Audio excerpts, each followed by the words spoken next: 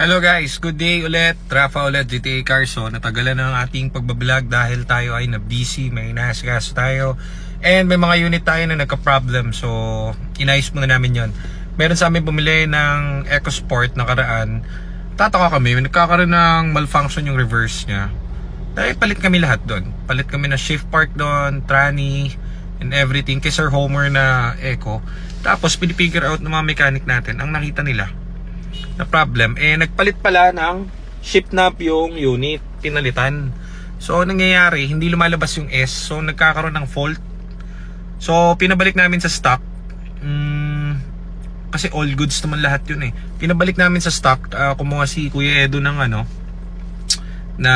tawag dito, ng shift knob ng isang unit namin, pinalitan namin para walang palya, para ma-deliver na ulit namin dun sa buyer natin, kila Sir Russell. So yan. Pero kailangan pa rin testingin natin yun para walang palya na talaga yun, para sure ball.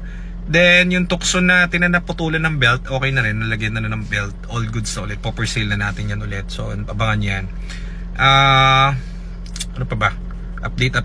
Yung 2012 ni Sir, yung bumili sa atin, tapos na ang pag-aantay niya kasi ayaw pa namin i-release yung 2012 na orange kasi inaantay namin dumating si head mechanic natin, si Edu, dahil kailangan siya ang mag-clear ng unit na goods na siya for releasing. So ayan, na goods niya na. So baka-release na natin yon Tuesday or Wednesday. Pero sana ASAP kasi kailangan na may-ari yung unit niya na yun Ano pa ba? Ano pa bang update natin? Tapos yung kay Sir yung blue na EcoSport, dumating na rin yung engine, pati yung pulang EcoSport na new look na nagpapa-repair sa atin, dumating na. Ano pa ba yung mga update natin? Medyo na busy, ang dami kasing ginagawa. Tapos naghanap pa kaming parking dahil napakahirap ng parking dito sa San Juan, guys. Maganda yung pwesto rito kasi safe and walang asshole na kapitbahay. Pero hirap lang yung parking kasi dumadami yung units natin. Kaya naganap tayo ng parking. Nakakita tayo dito, malapit lang din sa atin. Maganda yung offer niya. Parking lot pa lang siya. Itutour ko kayo minsan. Papakita ko sa inyo yung under negotiation pa naman yung parking, pero sana makuha natin kasi mas malaking aliwalas doon sa garahe natin sa San Juan dahil hindi na tayo mahihirapan maglabas-pasok ng kotse. Nakakapagod kaya. Dati kasi expected lang namin mga 10 to 12 cars lang kami, kaso dumami nga. So yan, thank you dun sa mga sumusuporta. And ngayon meron tayong binibili dito sa Ayala Alabang. Grabe pala mga tao dito sa Ayala Alabang, grabe tao dito. Lahat ng nakasalubong namin dito sa village, lahat naka-LC. Kung di naka-LC, naka-Escalade. Siguro nakita kami, dala namin Monty, sabi siguro sa amin ng paslupa Talagang lahat naka-LC, talagang lahat ng kasalubong mong ganun, talagang puro sila hindi naka-LC, naka-Range Rover, ayos dito. So may sa atin dito, nag-inquire sa atin. Ito si Mark Yakis pala Mark Yakis, mag-hi ka naman.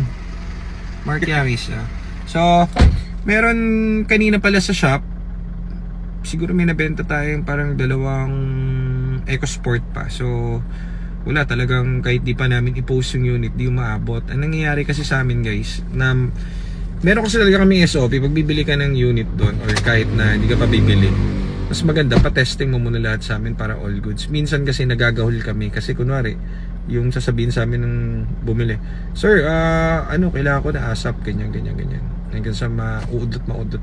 Meron kasi may SOP doon, kumbaga as much as possible pwede na naman yan ibenta, pero para wala na kayong sakit ng ulo, gusto namin kami na yung maggagawa ng lahat, test drive and everything.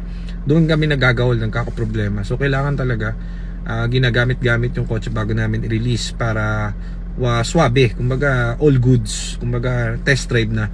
Ang matagal kasi ng part is yung test drive, madali lang magpakabit ng mga anik-anik Yung test drive talaga tayo medyo hassle dahil syempre dami nating kotse, hindi naman natin matetest drive sabay-sabay lahat yun. Minsan coding pa, so parang ganun. So anyways, dito tayo ngayon sa Ayala Alabang, may tinitignan tayo. Actually may pumunta kanina, hinahanap niya puting EcoSport.